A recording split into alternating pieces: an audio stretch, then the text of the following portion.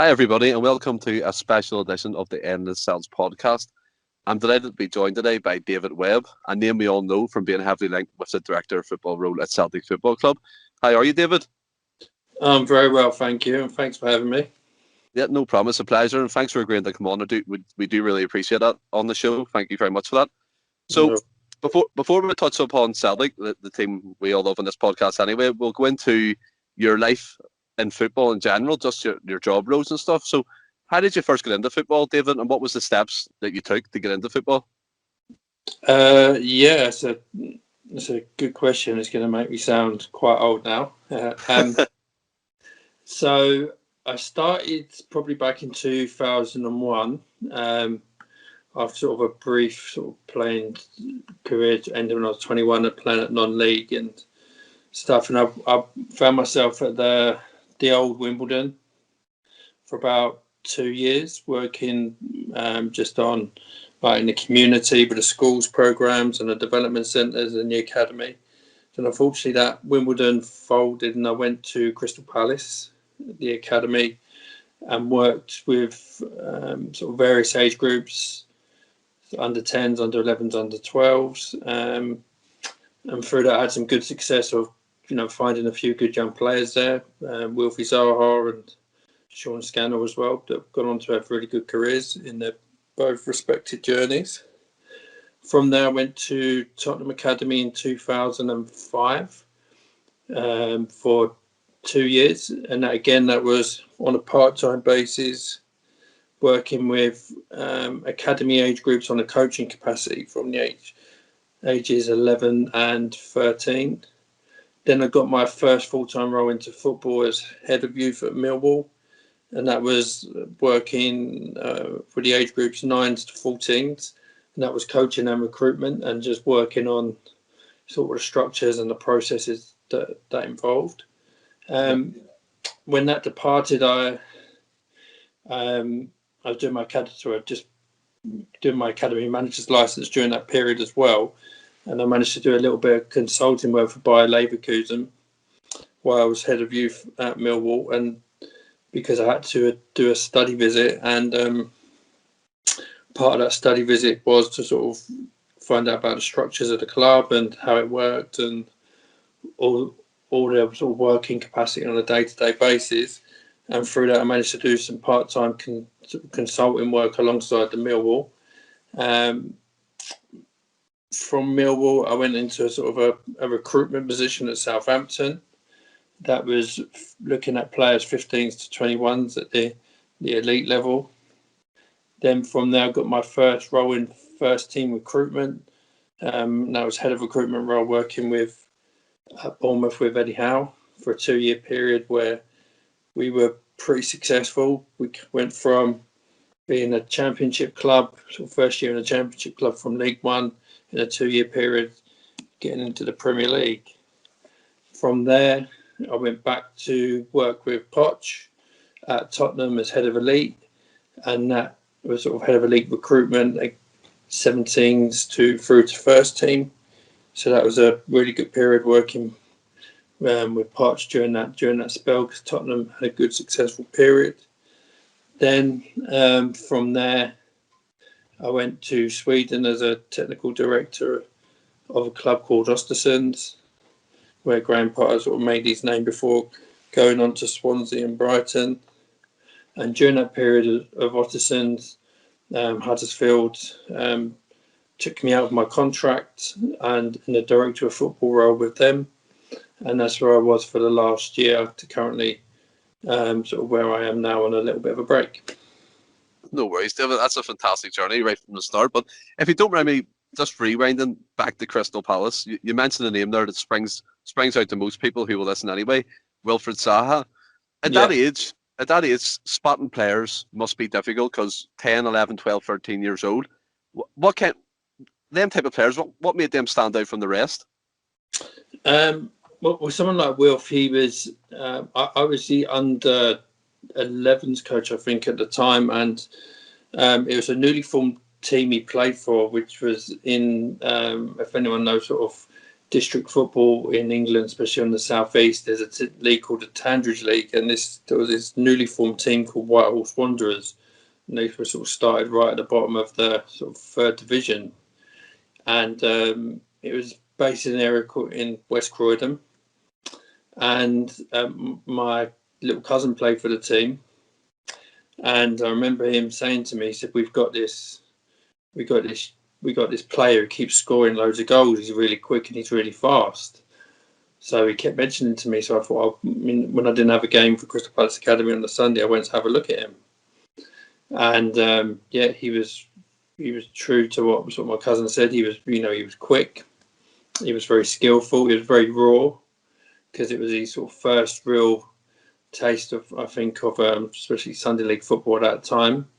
But he had a real sort of like spirit about him in terms of his character. He was sort of kind of a street kid, so he had that fighting mentality. He scored about 5 goals. Very, very good at 1v1, very good at, like he is now, drifting past, going past players with ease, and he scored a lot of goals. So from there, I thought, why not bring him in and give him a chance at Crystal Palace at an academy level, where he can sort of test himself a little bit. And during that time, we placed him on what we call like a 6-week trial form, which he would undertake a series of training sessions and then play games on Sunday. But he hadn't played a game in 5 weeks, and it came to sort of the last week, and the coach, because he was playing a year up at under 11, said to me, he said, he's really struggling in training. He said he's good in the small-sided games. He said, but he's struggling with the drills. And I said, have you seen him in a game? And he said, no. I said, well, you need to put him in a game. I said, that's where he's best. He's coming from unstructured football. Of course, he's not going to be able to jump straight in and do some of the stuff what's being asked of the other kids at academy level. I said, and that's where he'll come alive. And he said, okay. So we put him in a game against Tottenham Academy. And then he phoned me straight after the game. He said, right, Dave, we've got to sign him. I said, why, what happened? He said, well, he's just scored 6 goals. He said he was probably the best player on the pitch and one of the best young players I've seen in ages. So from then, he used his sort of like raw sort of street talent, and it was sort of developed over the years through Crystal Palace Academy. Yeah.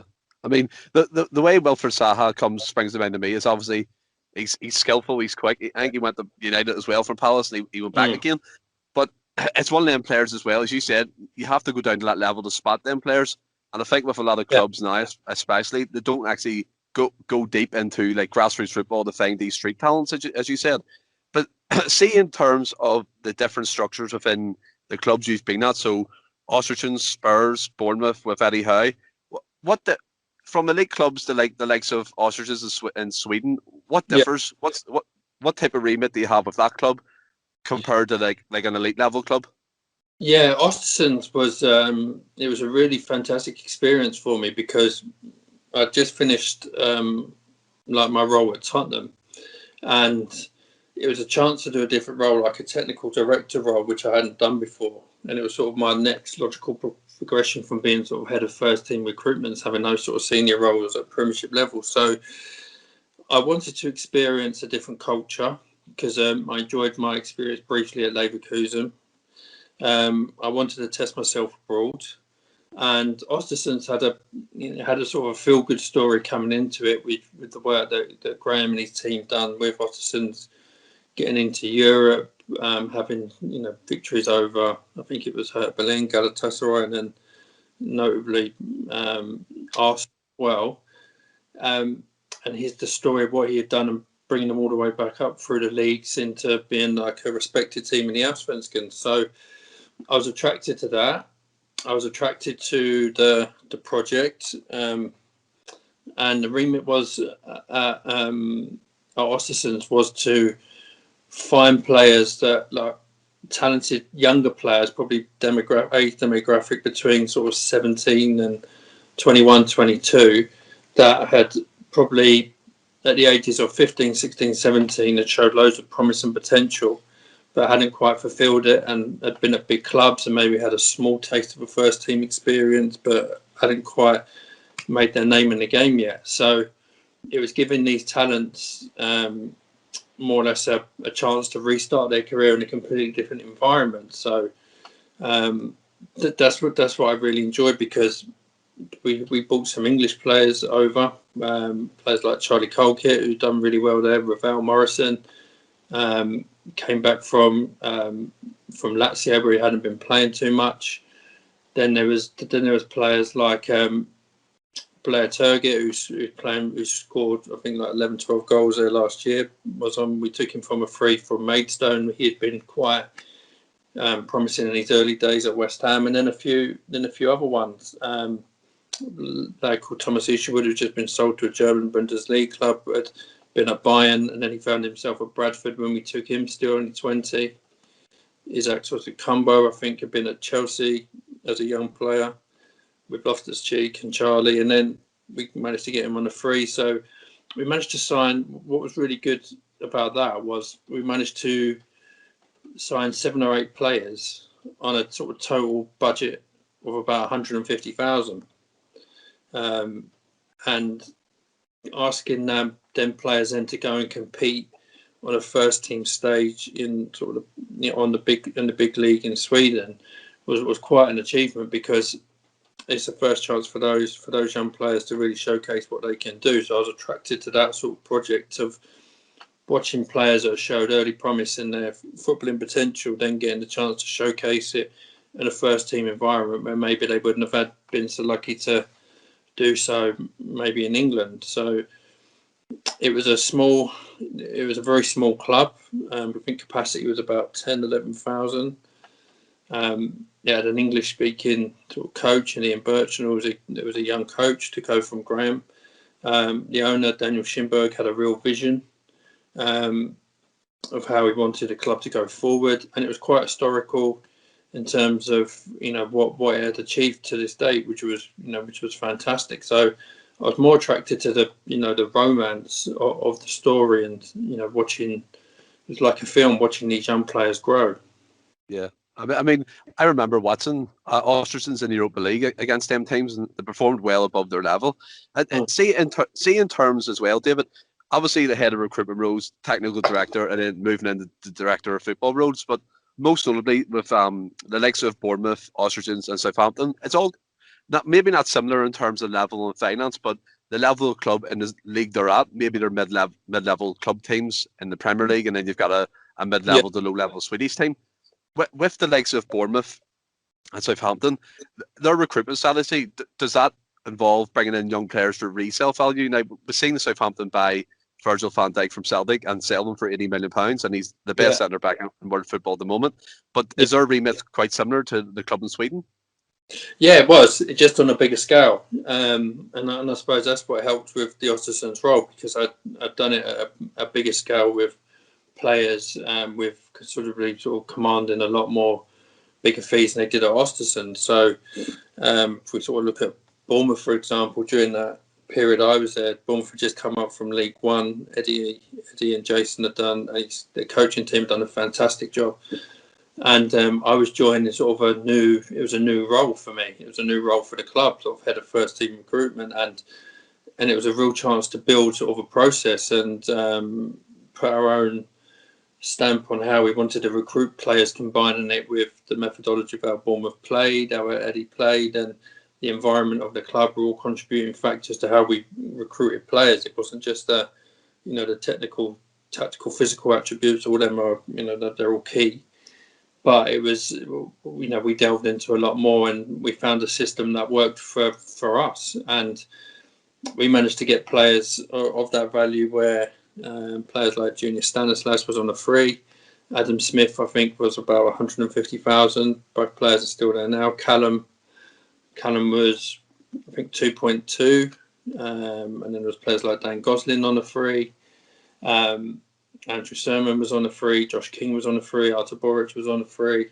So these were all players during that period where, again, over a 2-year period, I think we spent sort of around about 4 million in getting promoted to the Premier League, which was incredible on our budget. So it was just that sort of aligns my eyes to how working all together as a group of individuals at a football club can breed a good amount of success. They don't have to have the biggest budget. You don't have to have the best facilities, not even necessarily the best players, but it was the whole unity, the whole alignment of the club, and sort of Eddie was he was the face of that. But Eddie himself will say that it was a whole team effort, from the playing staff to the footballing staff, even through to sort of like the catering staff and the matchday staff. It was, everyone had the same vision for the club, and we all worked towards that, and that's how that success was generated in such a short period of time,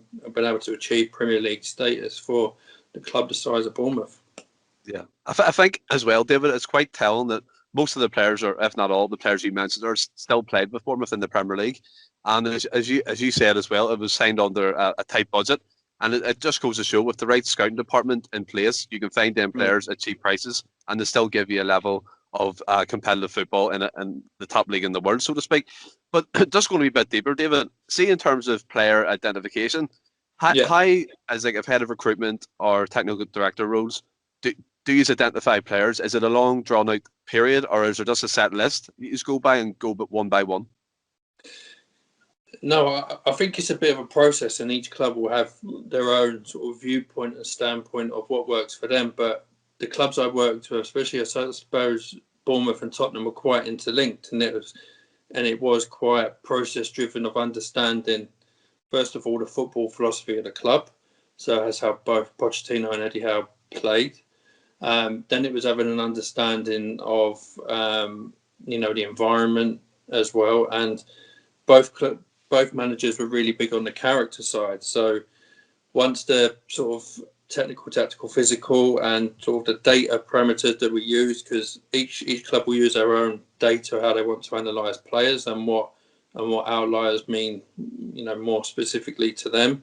But the way we used it at both clubs was we used all of that in quite a skillful way, but we was really big on the character side, and then that's not always the easiest thing to find out, especially at the identifiable stage when you're looking at players. So, but I think it's to understand as a scouting department is understanding your club first and foremost. So your recruitment team has got to understand your club's objectives, the environment, what it wants to achieve, what it wants to identify on the pitch, what it is, and then once you've got the nuts and bolts of that, then you can start identifying sort of like your short-term, long-term, medium targets of players' position specific, sort of planning on those. So that could be a short-term fix or a long-term fix, but each of the clubs I was at, there was always succession plans, and that would be especially at Tottenham. So we had a really good academy, so we'd always look to see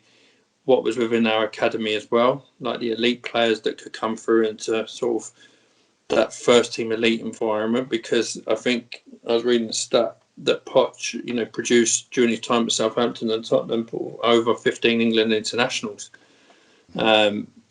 So that was a big skill set for us as well to utilise the academy and what was coming through. And if there's going to be a cost implication of we're spending X amount on academy, we want to see the best ones coming through. And if we didn't have them, that was my job to identify them in the 17s to 21s from other competitors in the UK and Europe, and then aligning all of those strategies. And then it would become so it was never a knee-jerk reaction. Right, in January, our striker's injured, we need to go and buy one. It was always trying to anticipate what we might need in advance, where we might need to strengthen, especially even the fact that there's players that might not, renew their contracts. So we're not going to let contracts run all the way down where, it's a depreciating asset, and then we've all suddenly got to go and buy one. So it's trying to cover sort of all the exit points from the scouting processes, so we could sort of plan and in advance as much as we could. So we're never in that position where, come the transfer windows, it was all panic stations. Right, what do we need? Of course, you have to be reactive, because sometimes opportunities come up that you haven't planned for, and you've got to be reactive to those as well if they fit your requirements. But it was always having that, trying to be one step ahead, because even at Tottenham was it's a massive club, and it was competing the time I was there to, it finished twice in the Premier League on budgets not as big as Man United, Man City, Chelsea, Liverpool, Arsenal. The sort of players at Tottenham were recruiting were players that really evolved into world-class players like Alderweireld and Song and Dele Alli. So, and these were all sort of underneath the radar type players at the time. Yeah. So, see as well, David. Sorry. In terms of player identification, you mentioned some cracking players there in terms of Song and Dele Alli, them types of level of players. But there's a lot of speculation around certain clubs. Does the manager get the final say, or does the scouting department does the negotiations and signs the players? No, I think at the clubs I was at, the managers, both managers had sort of, at Bournemouth, Ed always had the final say. That was, we would all do the work because we all understand what type of players we was recruiting for. So when we come to sort of meetings prior to that, we'd always have meetings as a senior management team. So that would be someone like myself, both Ed and JT, sort of our head of data analytics, maybe the CEO, like the key decision makers were in there all the time. So it wasn't just, right, okay, we're going to sign this player who think he's best for this. I think the manager, him and both Poch, they had sort of the final say once all the work was done. And this was sort of the strength of being together, because whichever roles you're in, if it's in a sporting director type role, it's not always the right decision sometimes to sign the players without the manager's input, or at least having sort of the final say or majority of say, because at the end of the day, the manager or the head coach has to work with those players day in, day out. So 100% they have to be comfortable with with what's being put in front of them, and they have to be agreed to that. Yeah. If you look at the current situation my club Celtic finds himself in terms as well, at the moment there's a lot of speculation around manager positions and director of football, but in a way, could you give us what way does the director of football really work? What is that detail? What is the remit for that? Yeah, I think each clubs will have their own view on it, and will have their own roles and responsibilities on it. A sporting director's role, or director of football's role, whichever way you want to word it, would be as like it's usually a supporting framework and supports the long-term vision and the strategy of the football club. And that would be he or she might have that where there will be certain footballing departments under their remit, and that could be like recruitment, academy, sports science, analytics, medical, women's football. It could have a combination of roles, but then also it's to support the head coach and the manager as well, and sort of what he needs, because he's going to be the manager or the head coach. The majority of his time is going to be concentrating with the first team and trying to win football matches and building and trying to build success on the pitch going forward. So the sporting director should work together with the head coach and the manager during that process, and sort of be that buffer in between them and sort of maybe even the board level CEO and the ownership. So, and again, it creates that that framework, that sort of management committee where the key decision makers are all working together through the same process. I don't think the sporting director should be signing players beyond the managers, going against the manager's decisions, because I think that can create a lot of internal conflict. I think it's just an interest of both those roles to work together the best they can, and both have an understanding. So a sporting director would have the understanding of how the football club would work. So you mentioned your club Celtic, so he would have an understanding of what that is, what the successes are going forward, what the club wants to be identified at, and then working with the coach and the manager to both go in that forward direction and both try and drive the momentum forward and create success.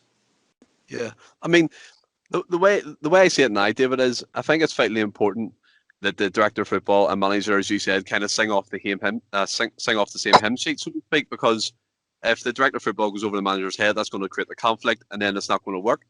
But another vitally important part of that is also player relationships. Now, we touched on Eddie Howe there briefly. In Yeah. terms of him as a manager, what type of manager was he on the training ground? Was he like a man manager? Was he a tactician? Or was he just everything? Yeah, he's. I would say in terms of his coaching, Ed was very. It was like a teacher. His coaching was excellent. He had a clear sort of playing philosophy, and it was a very attractive style of football, possession based but very attacking.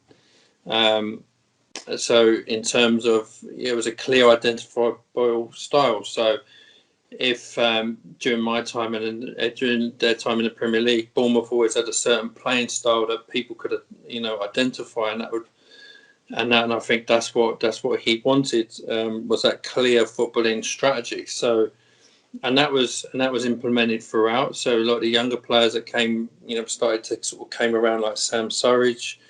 They was all come through that sort of Bournemouth, that Bournemouth philosophy, and man management with the players was excellent, in terms of how you handle players on a day-to-day basis, and that was from a footballing and non-footballing perspective, because I think the top managers, and Ed is certainly one of those, they have an understanding that they're dealing with human beings as well as football players. So to understand them as people, and to also understand them makes them tick from a football performance level, combining the two would give you a much better chance to bring together a sort of a cohesive sort of team going forward, rather than just understanding them as football players. And I think Poch was very good at that as well.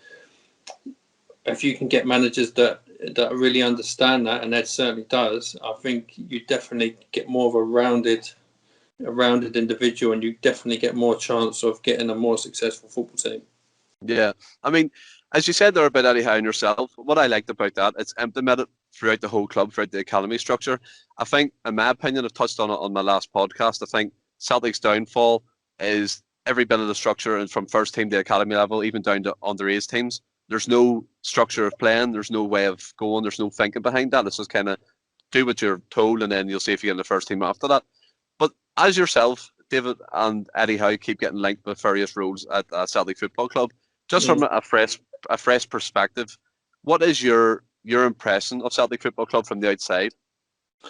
Yeah, I mean, Celtic historically is a massive club. It's it's knee deep in history. It's had tremendous success over the last sort of 9-10 years in terms of winning titles and being featuring regularly in European competition. So it's certainly sort of one of the biggest clubs in sort of north of the border in Scotland, and I think it's a club that's will always demand success, and quite rightly so, with a history. I think it's a club that should be competing every year, especially for the Premiership and other cups available domestically, and also being competitive in Europe, and having having those sort of younger players coming through as well, because especially now with the current sort of transfer market and the new change in the EU regulations, I think not just Celtic but a lot of clubs that have big academy structures will certainly be looking at underneath, because the accessibility to the markets is not going to be as easy as it was before. So homegrown talent, local talent, and how you produce that and integrate it into your first team is going to play much more of a key role. Yeah, I'm actually glad you brought that up, David, as well. And I'm conscious of the time as well. But in terms of, as you said, there's going to be lots of red tape around the European markets with Brexit and things like that. So just quickly, how could you overcome that? Is it just about setting your scouting network up within the UK and Ireland markets? No, not necessarily, because there's still certain you can still obtain European players, but there's also rules and regulations of how you do that now, and there's also a point system as well, which can identify players particularly quickly, so you don't have to sort of jump through red tape or go through the process. And then it'd be players where you have to go through that process if you're looking at European. So it could, in my opinion, it will it could focus more on homegrown and British talent, but also a club the size of Celtic will still have its eye on sort of the European players as well. So again, it's not going to be easy as accessible. So in terms of the recruitment, again, it's understanding the club, what the club's objectives are, the type of players that they're going to come in, the philosophy, the identifiable processes that you have on the pitch. Once you've got all those narrowed in, then you can start looking at the markets, wherever they might be, of where you're looking to identify, and obviously your financial parameters will contribute towards that as well. And then it's about being cute, the transfer market, with your recruitment strategies, whether that be to recruit players in a certain age parameters that that Celtic have traditionally sold on. So some of the ones you've mentioned before for bigger money, and they've gone on to do bigger things like Van Dijk and Dembele. So it's just about understanding all those processes and then putting it all together to try and sort of get the best quality of player within your scouting remit. Yeah, I mean, I think it's quite interesting you said the point system of things, and I think it will be important for the youth academy to be set up properly at Celtic Park, just to get the youth players coming through, because at the moment there seems to be no pathway for them. There's been a lot of youth players leaving Celtic in terms of like young Jack Aitchison, Carmo Dembele is going to be leaving on a free, which is quite disappointing. But touching upon Pochettino and Eddie Howe, which one of them or any of the managers worked under did you have the best relationship with? Both of them as good as each other, I'd say, and that was for myself. It's so key to have a good relationship, especially when you're in that sort of first team recruitment roles and you're in that sort of making those decisions on sort of elite players.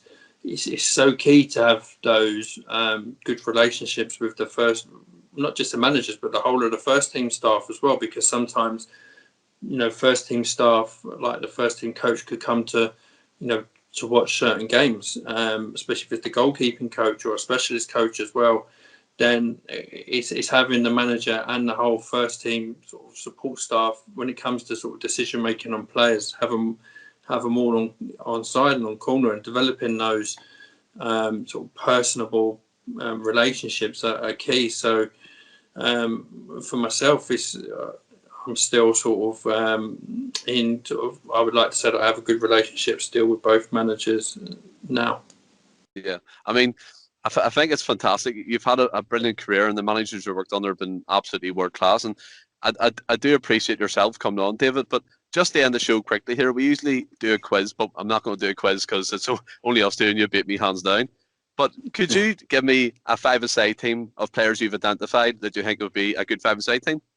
It's a good one. I'd say obviously I'm going to have to put Wilf in there from a younger age group. Yeah. I would say Song. Mm-hmm. I would put Dele Alli in there.